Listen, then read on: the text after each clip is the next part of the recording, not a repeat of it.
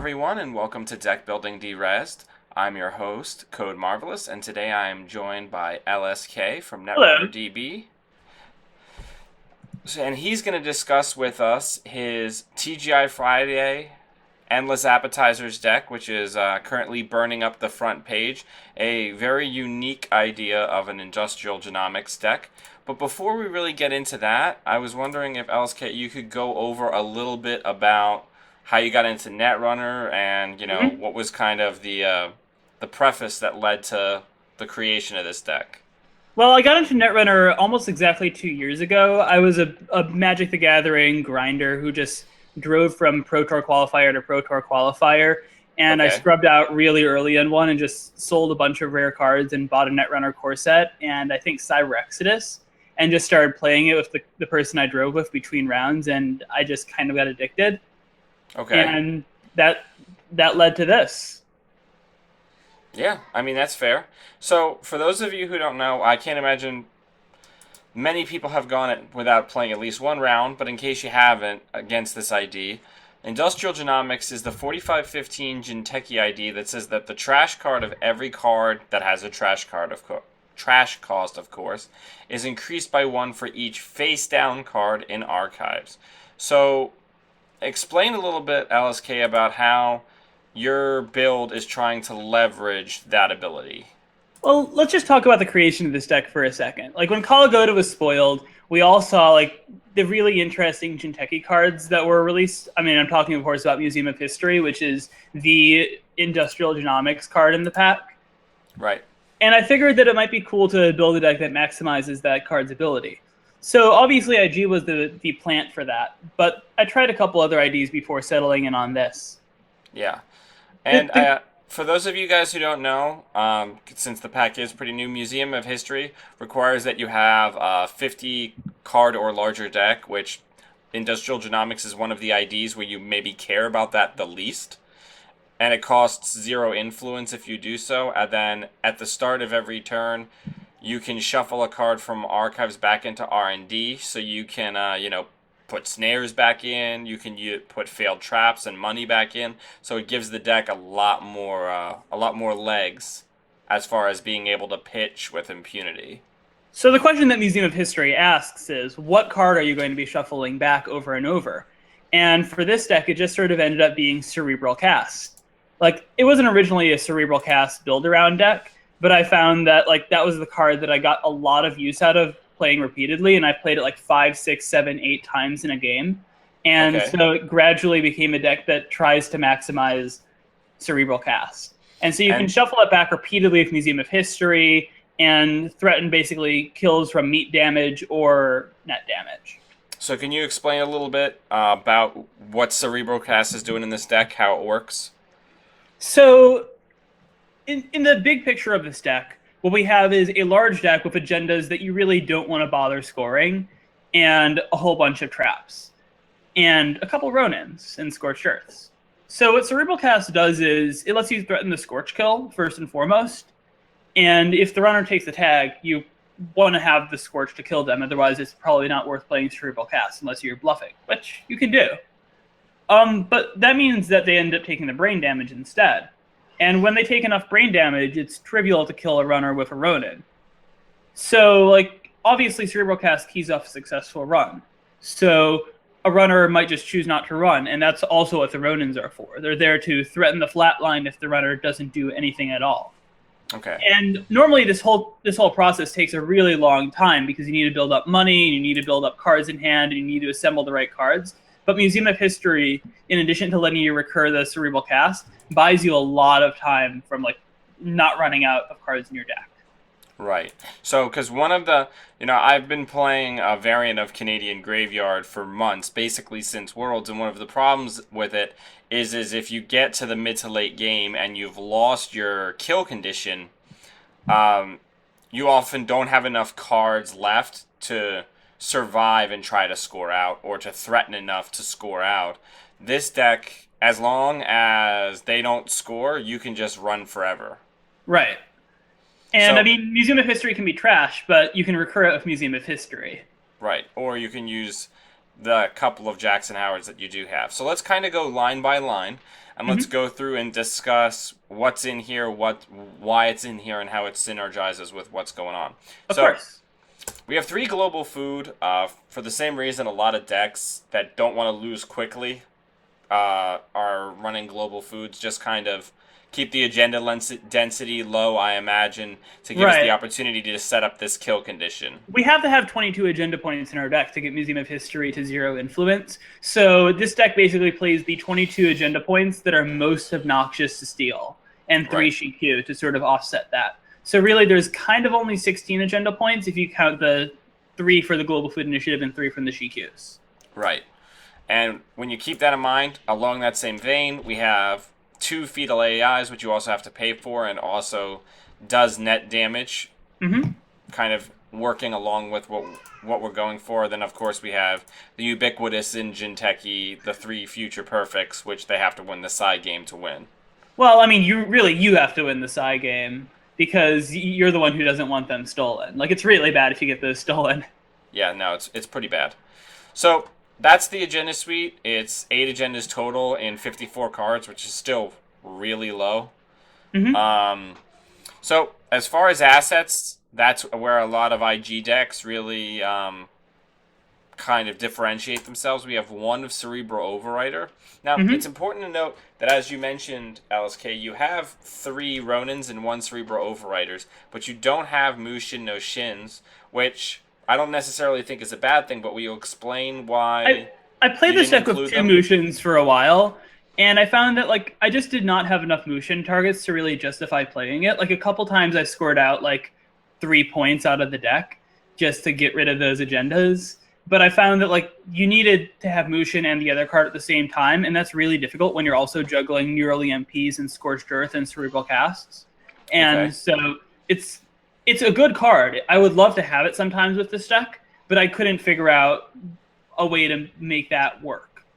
Okay, I mean, and that's fair. So when you've got the Cerebral Overwriter and you're not motioning it, how do do you always just like slow advance it 1 at a time? Do you do like quick jack it up to 3 and see what they do? Like, what's your usual play with the Overwriter? A lot of it is a read on the opponent. Like depending on how the opponent's playing, you alter the advancement like based on that. Like sometimes you install Overwriter and 2 Ronins and then advance them each once a turn and force them to make a decision before the Ronins get too big. Sometimes you just install advance everything. And Right. usually like there's no wrong answer because they're still not going to be able to trash the Overwriter or the Ronin. If it gets into trashable territory, you probably want to have at least 1 advancement counter on it. Right. So we have 2x Jackson Howard instead of 3, but I imagine that's largely because a lot of what we would naturally be recurring with Jackson are going to be Museum of History targets. Right. You really only need Jackson Howard to emergency pull agendas from your discard pile, and you don't need that 3 times a game with this deck. Right. The other thing is that the influence is really tight because we're playing 2 Scorched Earth, not shown on this particular screen, but they're a little below. Yep. And that takes up a lot of influence. Yep. So we've also got the Museum of Histories, which we mentioned before, Hmm. which are there to cycle money, cerebral casts, snares, what have you, back in. Hmm. We also have 3x Ronin, which, is the 4 advancement, and you can click and trash it to do 3 net damage. A huge disincentive, and it can force runs when people often in IG will say, hey, I'm just never going to run a remote, and I'm just going to hammer R&D. You can say, that's fine, you're just going to die that way. Hmm. We've got Shikyu's. Yeah, I love this card. A lot of times I want to hear your thoughts on it, because a lot of times I end up only paying 1 for it and turning it into another shock. I don't think you ever need to pay more than 1 for GQ. A lot of runners will take it at 1 anyway because they know it'll keep on getting annoying. And this deck has just enough money in it to justify spending 1 or 2 every time. Like, Yeah, it's basically in here to reduce the agenda density and be annoying. Yep. Along that note, we have the 3x shocks that, in this deck, for those of you who may not have a ton of familiarity with this archetype. So, if we've got a huge pile of face down cards in archives, right? The shock means that they're going to take damage every single time they check archives. Mm-hmm. So You they can are even leave a future perfect in archives, and people won't take it because they know they'll lose the side game, and they don't want to take 3 net damage just to try. I It's really yeah, good. I have found that as well. So we have 3x snare, which Mm-hmm. is the same reason we have snare in every deck. Now you mentioned that the cerebral casts are the one of the primary targets for Museum of History. What would you say is the second target for Museum of History? Actually, it's probably snare because you don't want those in your hand because they don't really run your hand very much and they're useless in Okay, archives. So you want 3 snares in your deck at all times to make it really annoying for the runner and to randomly kill them. right. Yeah, I think that's fair. So we have two of the thing. Well, one of them I kind of understand. The other one I want a little bit more explanation on. So we have a one of Caprice Nisei. There's one of Caprice and one of Hokusai because I found that those are cards that I never really wanted more than one of in a game, and a lot of the time they were getting discarded anyways. Caprice is really great on archive. She's pretty okay on R&D as well, especially on R&D where she's really expensive to trash. In archive, she's just one to trash because they turn your cards face up first. Right. But it's a nice effect to have one of, and you see her often enough because you go through most of the deck. Okay. See, I didn't even think about putting her on archives, just so you can, bin agendas in there and keep things expensive. Mm-hmm. Yeah, I wouldn't have even thought of that. I don't think I've ever put a Caprice on archives in my entire time playing Netrunner, but that's a really neat idea. The Hokusai grid's in there for R&D or archives as well. Like it can, if they have a bit of brain damage, it can make an archives run lethal, and if it's on R&D, it's also a serious deterrent to R&D runs. Like it's not the best card in the deck, but it does work.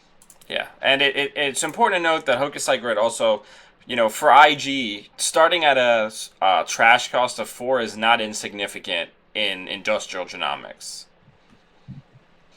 Like, Right. that's going to get very high very fast. Alright, so we've got celebrity gifts and hedge funds, And restructures. and restructures. So it's all ops economy in this deck. Like a lot of people were asking me why I don't play asset economy, and honestly, it's partly space, but also partly because ops economy is a lot more useful to recur. So Museum of History will occasionally shuffle your hedge funds or celebrity gifts in, and when you don't need them, they're out of the way. They're in your discard pile. Yep, and they're right. They're cards that are just immediately useful. The other thing about this deck is that you can kill from very little money because you're never going to spend more than 1+ the side game on your cerebral casts and never more than 3 on your scorched earth. You don't really need to win a race. You just need to win a lot of side games. Right, and to that note, we have a side game op.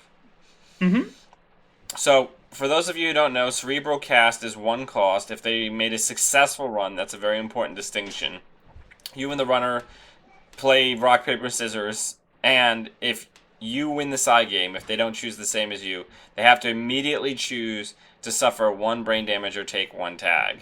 So it's important to note that either one of these conditions puts them in a tremendous amount of threat. Whether it's the tag, if you're holding the Scorched Earth, you could potentially kill them or clean out their hand and then recycle the Scorched Earth with Museum of History. Or, maybe trash connections, and if they take the brain damage, they're that 1 step closer to being killed by a errant snare. Is there anything that, LSK, that you'd like to say about this card I think we've already covered most of what it does and what it's in here for, but I think it's really useful to note that like this is the #1 museum target. You always want to be drawing cerebral casts, and you always want to be playing them because that's how this deck wins. Okay, yeah. It's just a fantastic card when it works. So we have Heritage Committee, which is another new card. You want to talk a little bit about why this is in here? Uh-huh. I used to play Anonymous Tip in my IG decks, and this is basically Anonymous Tip, but a little better and a little worse. Like, when you play it, you want to have cards to throw into your discard pile, but it also is really great because it means that a runner might suspect you put Snare on top of your deck, so it buys you a turn of them not running R&D. That's interesting. It's not something that you're always going to have on time, and it's not something that I really want more than any other card in this deck. but it's like rice. It makes the meat that much better. Right. Yeah, I like that analogy. But yeah, and it also just kind of it lets you lets you again make some very interesting um I'm using the literal meaning of the phrase mushin no shin, where Hmm. you're telling the runner, what's going on. Like, do you have the guts to run R&D after I specifically put a card back when you could have just put a global food back on top? Oh, of course. Yeah. And then we have neural EMPs, three of them. How Sometimes you many of just get lucky these? and kill the runner. Right. How many of these will you usually hang on to? Um, it's a situational thing. Like a lot of the time they get ditched because they're not the way I'm trying to kill the runner. But especially against a runner who's running on like brain damage, it's useful to keep them in hand, especially because if the runner makes a misstep, like I don't know, ending their turn with fewer than 3 cards in their hand, you can neural them to death. A lot of Right. this deck really depends on like reading the board state and knowing what your plan to kill the runner is, and this is a card that just happens to let you kill the runner in some circumstances. Okay, that's fair. So, and then we have the 2x Scorched Earth, which is the lion's share of the influence. Mm-hmm.